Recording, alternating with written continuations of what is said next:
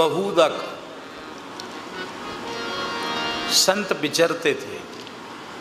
विचरने में ही त्याग वैराग्य साधन पुष्ट होता था। सन्मान निरादर आदर ही सब संत सुखी विचिरंती मही।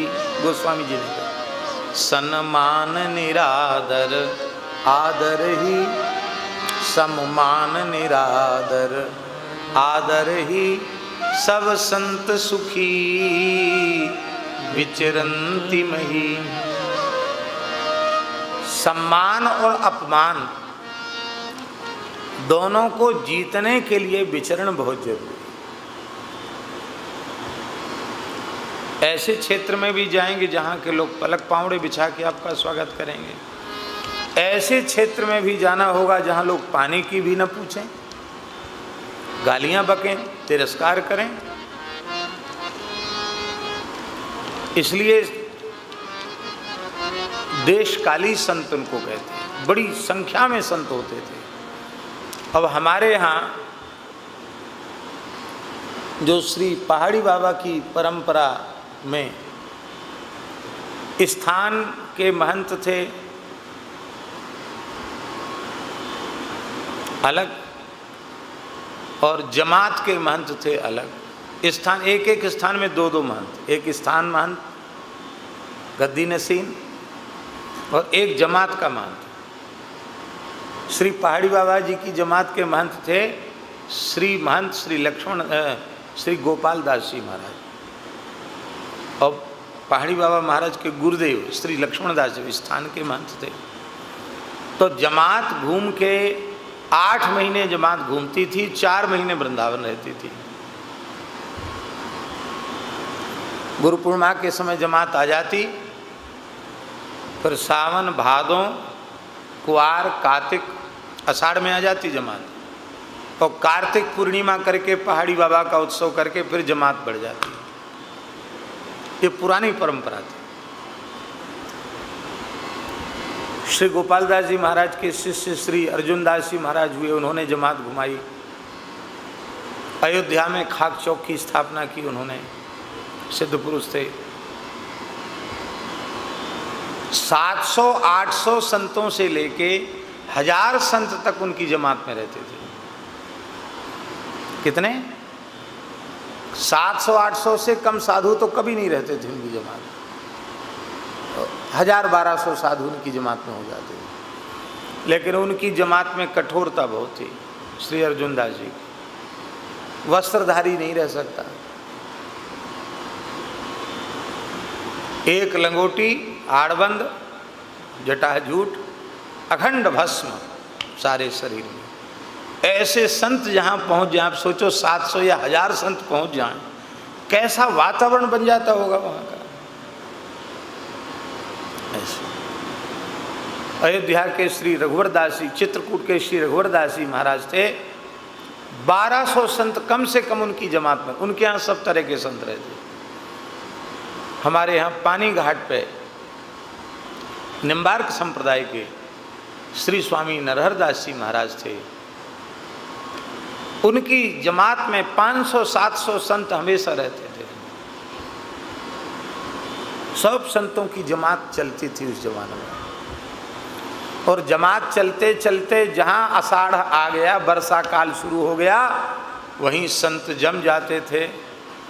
और वहाँ के क्षेत्र के लोग कहते थे महाराज अब चौमासा आपको यहीं करना है। इस तरह से कोई समय इस देश में ऐसा था जो भीषण मुगल काल में और अंग्रेजी शासन के काल में भी हजारों जगहों पर संतों की जमातें चातुर्मास किया करती थी। और वही एकमात्र धर्म प्रचार का साधन था। जहाँ 4 महीना संत रुक गए, वहाँ आरती है, स्तुति है, कथा है, कीर्तन है, लीला है, भोज भंडारा है, उत्सव है, तो वो पूरा क्षेत्र एकदम उसको नया जीवन मिल जाता था सत्संग के द्वारा। ऐसा नहीं था कि पहले से निश्चित हो कि वहाँ तैयारी हो, वहाँ गद्दा तकिया बिछ करके तैयार रहें तब चातुर्मास। ये तो अब की परंपरा है, पुरानी परंपरा ये थी। और यदि वैदिक हिंदू सनातन संस्कृति को सुरक्षित रखना है, वैष्णव धर्म को सुरक्षित रखना है, समाज में व्याप्त राग द्वेष के वातावरण को मिटा करके प्रेम स्नेह सौहार्द और समरसता का वातावरण निर्मित करना है, तो फिर से संतों को चातुर्मास से शुरू करना पड़ेगा, पुरानी पद्धति से। बड़ा लाभ है उससे। अभी हमारे भारतवर्ष की पवित्र जैन परंपरा में चातुर्मास की परंपरा अभी भी बहुत अच्छी है जैन संप्रदाय में, क्योंकि जैन संत वे वाहन पर चढ़ते नहीं हैं, कुछ दिगंबर होते हैं, कुछ श्वेतांबर होते हैं, और वो चलते चलते जहाँ उनका चातुर्मास का समय आ गया वहाँ फिर वहीं के लोग मिलकर उनका चातुर्मास कराते हैं, और फिर 4 महीने सत्संग होता है।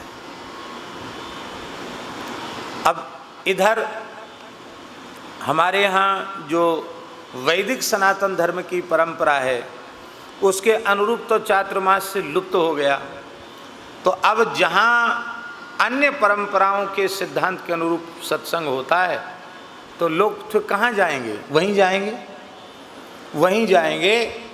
तो उसमें कई बार ऐसा होता है कि उनको अपनी परंपराओं का तो बोध है नहीं, और जिस परंपरा के बारे में वो बहुत बढ़िया से सुनते हैं फिर उसी ओर वो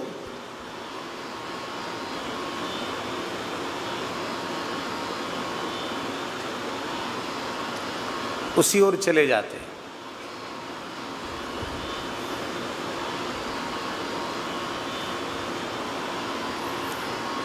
इसलिए ये प्राचीन परंपराएं चातुर्मास की सुरक्षित होनी चाहिए। और सांगरिया वाले शास्त्री जी ने कितनी बढ़िया बात कही थी कि राजा बणिक भिखारी सब 4 महीना साधन करते थे। भिखारी भी इतनी भीख मांग लेते 4 महीने मेहनत न करनी पड़े, 4 महीने घर बैठ के राम राम करो। बणिक भी 8 महीना व्यापार करते, 4 महीने वे अपने साधन करते और अपने घर गृहस्थी पर ध्यान देते, साधन करते। चातुर्मास से अनिवार्य है।